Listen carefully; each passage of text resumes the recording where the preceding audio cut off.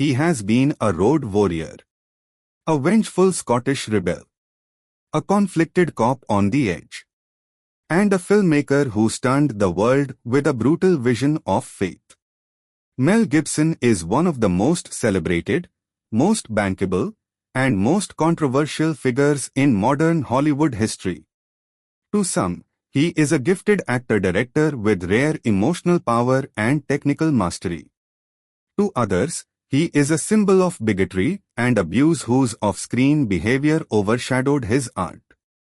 This is the story of a man who climbed to the very peak of fame and acclaim, fell spectacularly into public disgrace, and then, against all odds, began to climb back. This is the life story of Mel Gibson. Before we begin, a content note: this documentary deals with addiction, religious extremism, domestic violence allegations, and hateful language. Viewer discretion is advised. Chapter 1: Origins. Mel Columcille Gerard Gibson was born on 3 January 1956 in Peekskill, New York, roughly 40 miles north of Manhattan. He was the sixth son and one of 11 children born to Hutton Gibson and Anne Rayleigh. His father, Hutton, was a railroad brakeman and later a writer. His mother was an Irish-born homemaker whose deep Catholic faith would shape her son's life in powerful and complicated ways. The Gibson household was noisy, devout, and tightly knit. The children attended Mass regularly. Stories, debate, and strong opinions filled the dinner table. But there was also instability. Hutton suffered injuries on the job and later won a significant sum from a work-related lawsuit. By the late 1960s, the United States was deep in the Vietnam War. The draft loomed over many young American men, including Mel's older brothers. Combined with economic uncertainty and Hutton's growing disillusionment with the United States, the family made a life-altering decision. In 1968, when Mel was 12, the Gibsons packed up and emigrated to Australia, settling in Sydney. The move would change everything. Chapter 2: A New Life Down Under. In Australia, Mel Gibson became, in many ways, Mel Gibson as the world would later know him. He attended Catholic schools, including St. Leo's Catholic College in Wahroonga and later an all-boys high school. The young Mel was not yet the confident screen presence we recognize today. By many accounts, he was shy, sometimes bullied, with a restless streak. At home, the Catholic faith remained central. Hutton's beliefs grew more unconventional and traditionalist, eventually rejecting many reforms of the modern Catholic Church. Mel absorbed a fiercely religious worldview, even as he explored a more secular culture at school and in the streets of Sydney. Acting entered his life almost by accident. One of his sisters reportedly filled out an application to the National Institute of Dramatic Art (NIDA), Australia's premier acting school, and encouraged him to give it a try. To his surprise, he got in. NIDA, in Sydney, was a crucible of talent. Among its alumni are actors like Judy Davis and Jeffrey Rush. For Mel Gibson, beginning in the mid-1970s, it became both a training ground and a refuge. He threw himself into classical theatre, learning voice, movement, and craft. Peers and teachers noticed his intensity, a wiry young man with bright blue eyes, a quick temper, and a knack for emotional honesty on stage. At the same time, a pattern also emerged that would later haunt him: heavy drinking, hard partying, and a volatile temper that could erupt under pressure. Still, on stage, he was electric.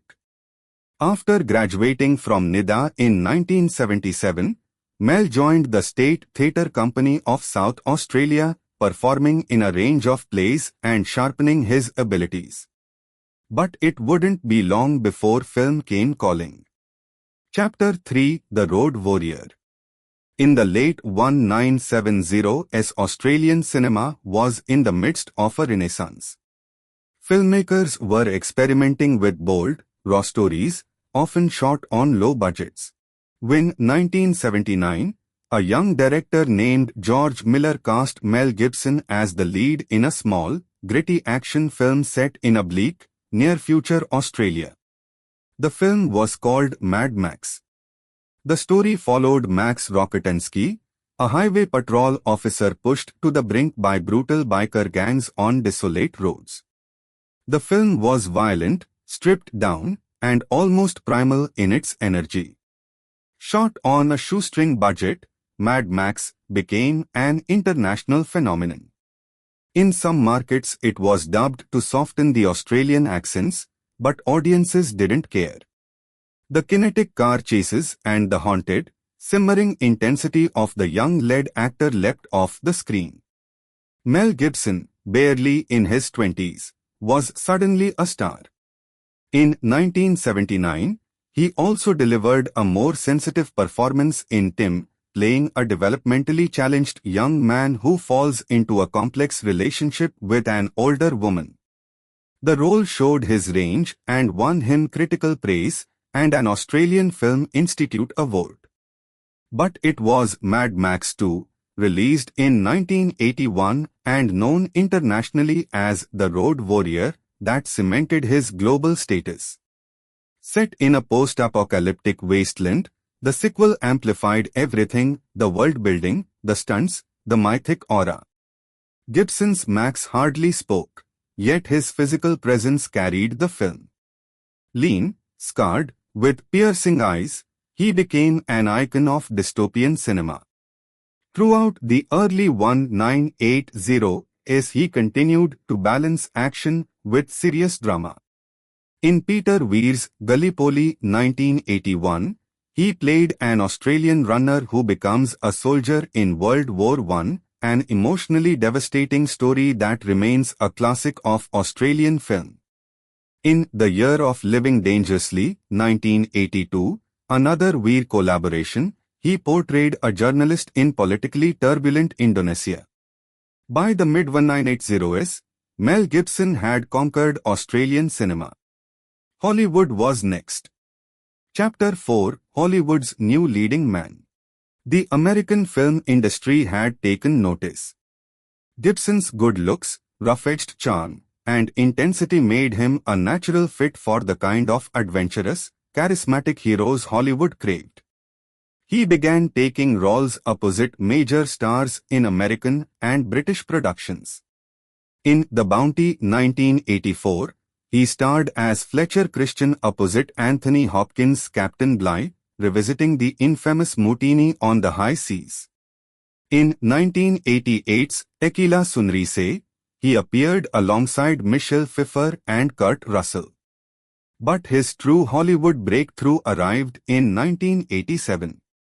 That year, director Richard Donner cast Mel Gibson as Martin Riggs, a suicidal, unstable lapped detective paired with an older, steadier partner, played by Danny Glover, in an action film that would redefine the buddy cop genre. The film was Lethal Weapon. Gibson's Riggs was explosive, a man on the edge of self-destruction, haunted by the death of his wife yet armed with a manic, dark sense of humor. The chemistry between Gibson and Glover sparked, mixing comedy and pathos with explosive action. Lethal Weapon was a smash hit. It spawned 3 sequels, turning the franchise into one of the defining series of 1980s and 90s action cinema. Audiences saw in Gibson something rare, a leading man who could be both deadly serious and wildly comedic, masculine yet vulnerable, dangerous yet oddly lovable. In 1985, People magazine named him the first official, sexiest man alive, a reflection of his growing cultural status.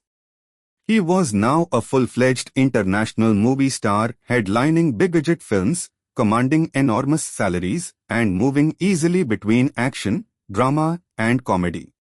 Appearances in films like Bird on a Wire, Hamlet, and maverick only reinforced his versatility. Yet even as his on-screen persona solidified, off-screen, Mel Gibson wrestled with demons that fame could neither erase nor heal. Chapter 5: Family, Faith, and Inner Battles. Long before he was a Hollywood star, Mel Gibson had built a family life. In 1980, he married Robin Morey, a dental nurse he had met in Australia before his fame exploded. Together they would have 7 children, 1 daughter and 6 sons. For many years, the Gibsons were seen as one of Hollywood's more stable, private couples, rarely courting the tabloid spotlight. Behind the scenes, however, pressure was mounting. Gibson was drinking heavily, sometimes to the point of blackouts.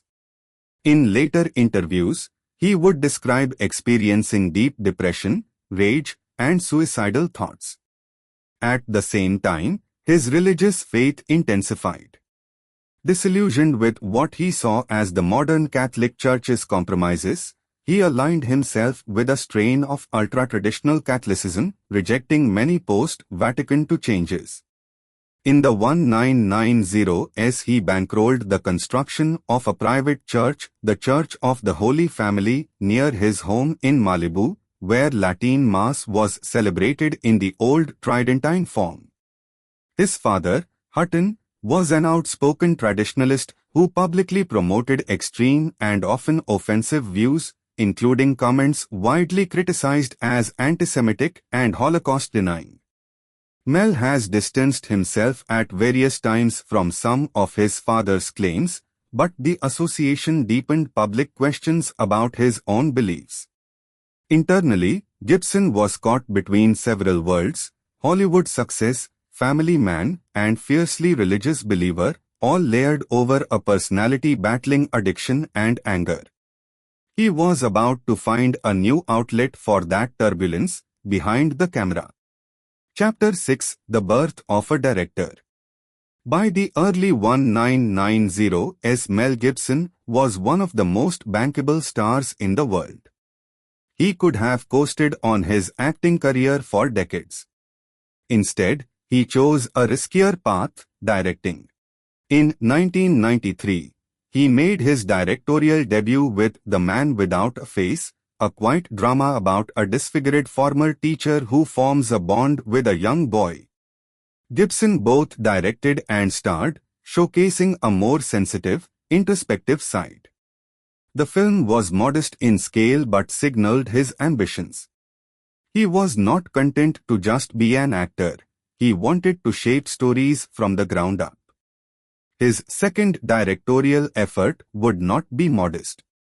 In 1995, Gibson directed and starred in Braveheart, an epic, bloody historical drama about Scottish freedom fighter William Wallace.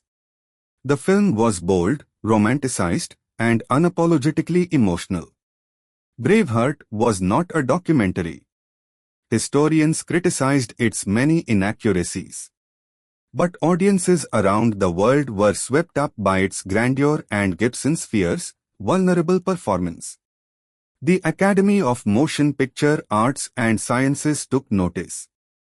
Braveheart won 5 Oscars, including Best Picture and Best Director, catapulting Gibson into a rarefied circle, the actor-turned-director who could deliver both box office success and awards prestige. It was a creative triumph, one that combined his love of powerful storytelling, physical spectacle, and moral conflict. But even this success could not quiet the turmoil within. Chapter 7: The Passion of the Christ. By the early 2000s, Mel Gibson had achieved more than most actors ever dream of. Yet he felt an unfinished calling, one that fused his Catholic faith, his fascination with suffering, and his power as a filmmaker. The result would be one of the most controversial films of the 21st century. The Passion of the Christ. Shot in Aramaic, Hebrew, and Latin, and focusing almost entirely on the final hours of Jesus of Nazareth, The Passion was a cinematic meditation on brutality, sacrifice, and redemption. Hollywood studios were wary. A graphic, R-rated, religious film in ancient languages, financed independently? Gibson ended up putting tens of millions of his own money into the project. Released in 2004, The Passion of the Christ stunned the industry. Church groups organized mass screenings. Debates raged in the media. Some praised the film as a profound expression of faith, others denounced it as needlessly violent and accused it of anti-Semitic overtones, particularly in its portrayal of some Jewish authorities involved in Jesus' execution. Jewish organizations and many critics voiced serious concerns, arguing that the film tapped into the same tropes that had historically fueled antisemitism. Gibson and his defenders rejected the accusation, insisting that the film closely followed the gospel narratives and that its intention was spiritual, not political. Yet the controversy stuck, in part because of Gibson's own background and some of his past comments. Financially, the film was a juggernaut. It grossed over $600 million worldwide, becoming, at the time, the highest-grossing R-rated film in history. Creatively and commercially, The Passion of the Christ was a triumph. But it also made Mel Gibson a lightning rod, simultaneously adored by many religious audiences and deeply distrusted by others who saw in the film and his rhetoric a dangerous strain of prejudice. If the battle over The Passion had been purely about art and theology, the story might have ended differently. But just 2 years later, his personal life would erupt into scandal. Chapter 8 Crash.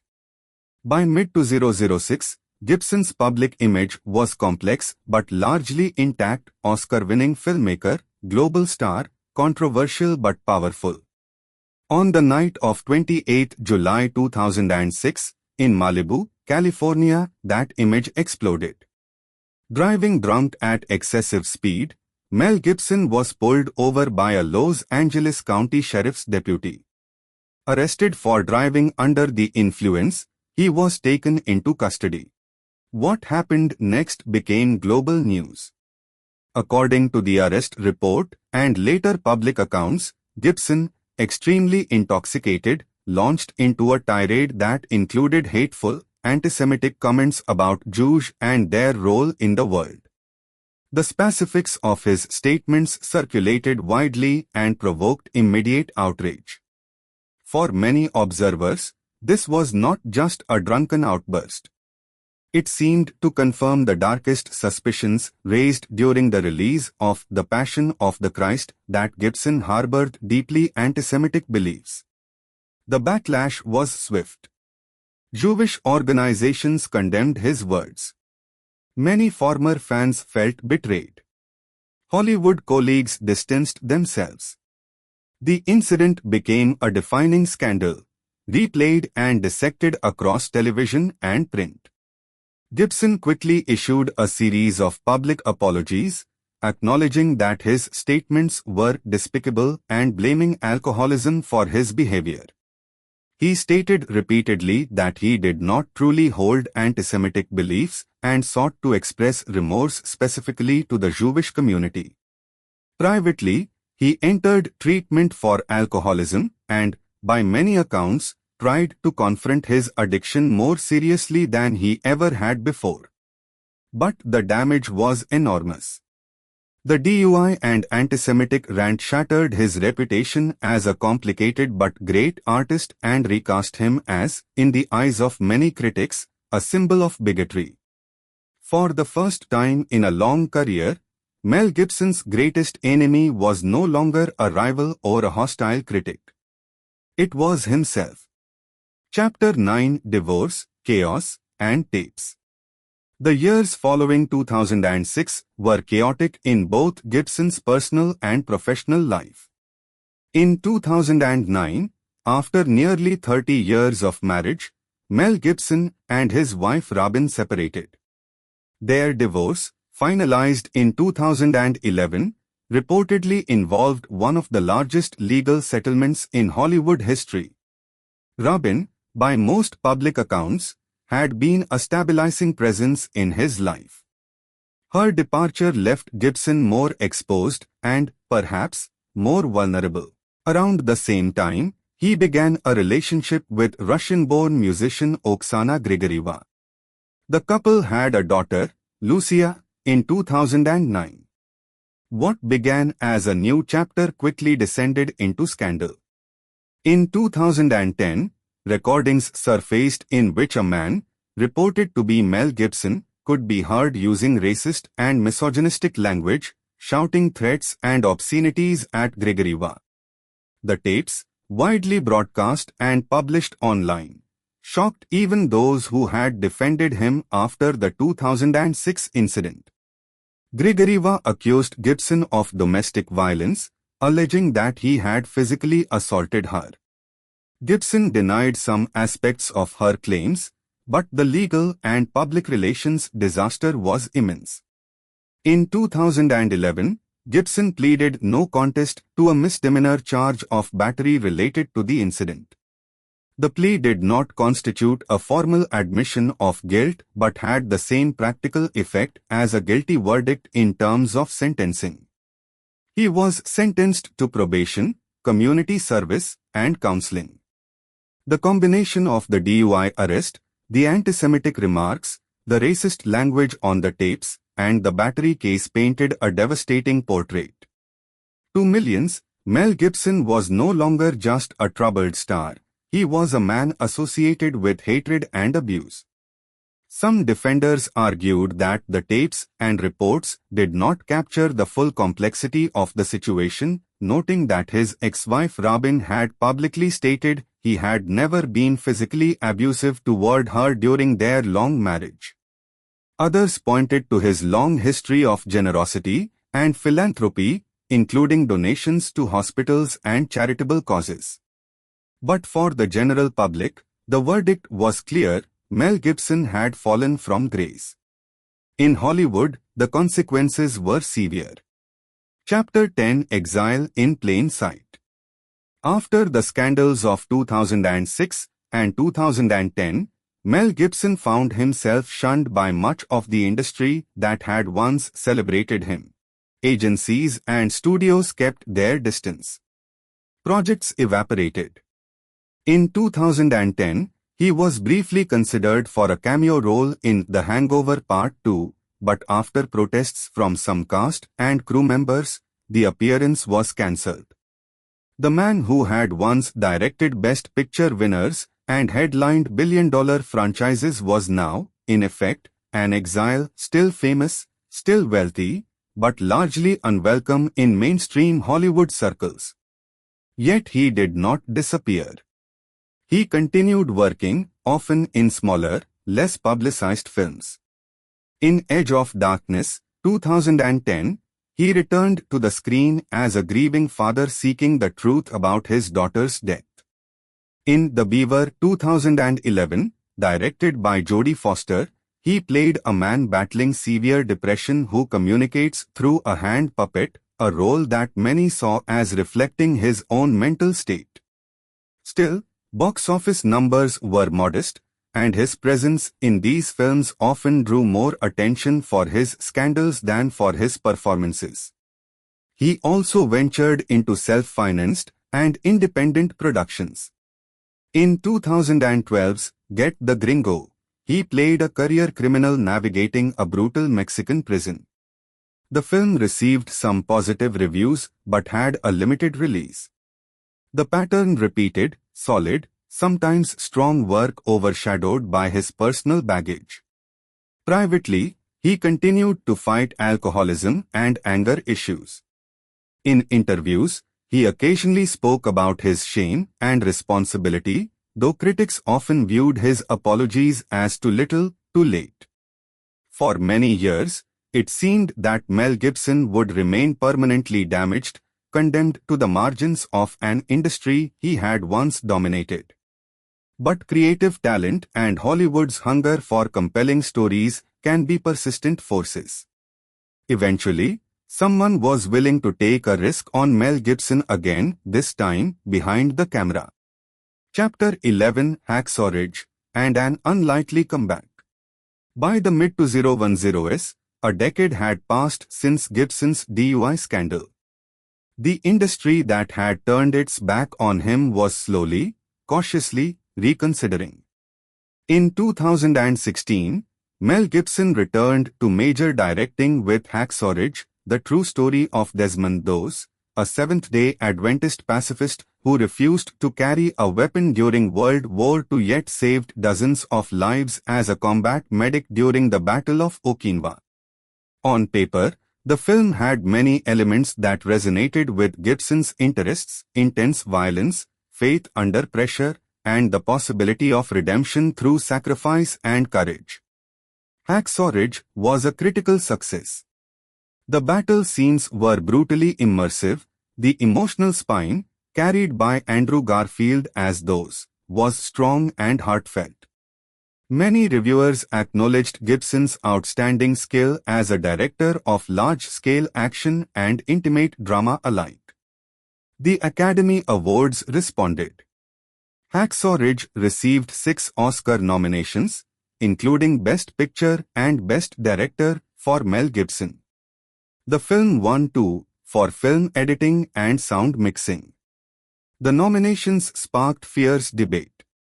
Some saw them as proof that artists could be forgiven and reintegrated into the industry if they showed contrition and maintained high standards of work. Others viewed them as a betrayal of victims of racism, antisemitism, and abuse, evidence that Hollywood was willing to overlook almost anything if someone could boost box office and prestige. Gibson himself promoted the film without the swagger of his Braveheart days. In interviews, he appeared more subdued, often acknowledging past mistakes and emphasizing his fight for sobriety and stability. Whether one saw Hacksaw Ridge as a true redemption or a mere professional rehabilitation depended largely on how one weighed art against morality, apology against harm. What was undeniable was this: Mel Gibson was back in the conversation. Chapter 12, Later Roles and Continuing Controversy. In the years following Hacksaw Ridge, Gibson's career entered a new, more modest phase. He was no longer the dominant A-list star of the 1990s, but neither was he fully exiled. He appeared in a range of films. In The Expendables 3, 2014, he played a villainous arms dealer opposite Sylvester Stallone, leaning into his darker, more intense screen persona. In Bloodfather 2016, he starred as an ex-con trying to protect his estranged daughter from drug dealers, a gritty action thriller that received decent reviews. In the comedy Daddy's Home 2 2017, he played Mark Wahlberg's brash, hypermasculine father, spoofing aspects of his own tough guy image. In Dragged Across Concrete 2018, he appeared in a grim crime drama from director S. Craig Zahler, once again inhabiting a morally ambiguous, compromised character. He also took roles in smaller genre films and streaming releases, such as the dark Christmas-themed Fat Man 2020, the action-infused Boss Level 2021, and a part in the TV miniseries The Continental, from the world of John Wick 2023, set in the universe of the John Wick films. Meanwhile, talk periodically resurfaced about a long-rumored sequel to The Passion of the Christ, reportedly focusing on the resurrection of Jesus. As of the mid-2020s, reports suggest the project remains in development, reflecting Gibson's enduring interest in religious storytelling. Controversies, however, never fully disappeared. Old interviews, offensive remarks, and allegations continued to circulate whenever his name appeared in the news. Some in Hollywood staunchly opposed his return to prominence, arguing that his public apologies did not erase years of harmful behavior. Others pointed to his professional conduct in recent years, his reported sobriety, and testimonials from colleagues who insisted he had changed. Mel Gibson, by this point in his 60s, rarely engaged in public political discourse. He maintained a relatively low profile outside of his projects, staying out of the spotlight compared to his peak years. Yet the core question for many remained. Who is the real Mel Gibson? The artist? The bigot? The addict struggling for recovery? The answer, perhaps, depends on which chapter of his life you look at and what you believe people are capable of becoming after they've done real harm. Chapter 13: The Man Behind the Myth. Over the span of nearly 5 decades, Mel Gibson's story has encompassed almost every extreme a life in the public eye can reach. A shy boy from a large Catholic family, uprooted from New York to Australia. A theatre student who became an action icon in the Mad Max films. A Hollywood leading man, equally comfortable delivering a punchline or a broken sob. A director who won Oscars for Braveheart and shocked the world with The Passion of the Christ. A man whose addictions, rage, and bigotry spilled out in some of the most infamous scandals in modern celebrity history. And finally, a filmmaker and actor who clawed his way back to a measure of respect with Hacksaw Ridge and a string of later performances. His legacy is complicated and deeply contested. From an artistic perspective, few deny his skill both in front of and behind the camera. He has a gift for staging action that feels visceral and coherent, for drawing out intense performances, and for embodying characters who are torn between violence and vulnerability. From an ethical perspective, his record is deeply troubling. The anti-Semitic and racist language he used, the domestic violence case, the pattern of explosive anger, all of these stand as serious and real harms, not just bad press. For many, they have permanently damaged or entirely destroyed the ability to appreciate his work. Then there are questions of faith and belief. For Gibson, Catholicism isn't just a label, it has been the driving engine of many of his creative choices and personal decisions. Some religious audiences view him as a champion of traditional values, a filmmaker who refuses to conform to secular Hollywood. Others, including many within his own faith, see his actions as profoundly at odds with the gospel he claims to revere. In interviews over the years, he has offered complicated, sometimes contradictory reflections on his life. He has spoken about hitting bottom with alcoholism, about standing on balconies thinking of jumping, about waking up in jail cells with no memory of how he got there. He has talked about shame, about trying to repair relationships with his children, and about the long road of recovery. Whether these reflections represent lasting change or damage control is ultimately a matter of personal judgment. What is clear is that Mel Gibson's story is not easily reduced to a headline, a single role, or a single scandal. It is a story of immense talent entangled with deep flaws. Of spiritual longing colliding with human weakness. Of a man who, at different times, has seemed heroic, monstrous, and painfully human. Chapter 14: Art, Artist, and the Audience. In the end, the story of Mel Gibson raises a question that goes far beyond one man's career. Can we, or should we, separate art from the artist? For some viewers, the answer is no. To watch his films is to support someone whose words and actions have caused real harm. They turn away, choosing other stories, other heroes. For others, the answer is more complicated. They may abhor his behavior yet still find power and meaning in his work. They see his films as collaborations involving hundreds of people, not just one man's sins. They argue that human beings are capable of growth, that forgiveness, while never erasing the past, can allow for a different future. Mel Gibson himself cannot resolve this tension. Only audiences can, each for themselves. As of the mid-2020s, he continues to work older, grayer, less omnipresent, but still, undeniably, a force when he steps behind or in front of a camera. He has not been fully embraced, nor fully banished. He lives in a kind of cultural limbo, admired and rejected in equal measure. What the final chapter of Mel Gibson's life and career will look like, no one can say.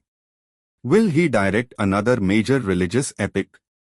Will he fade into semi-retirement, remembered mainly for a handful of iconic roles? Or will new controversy again shift how the world sees him? What we know is this. Mel Gibson's story is one of towering success and devastating failure, of brilliance and blindness, of faith and fury. It offers no easy moral, no neat resolution. Instead, it stands as a reminder that talent and virtue do not always walk hand in hand. And that the people who create the stories we love are, in the end, as fallible and contradictory as the rest of us. From the dusty roads of Mad Max to the misty hills of Braveheart. From the crucifixion in The Passion to the battlefield of Hacksaw Ridge. Mel Gibson has left an undeniable mark on cinema. Whether that mark is, in the end, a testament or a warning, is for history and for you to decide.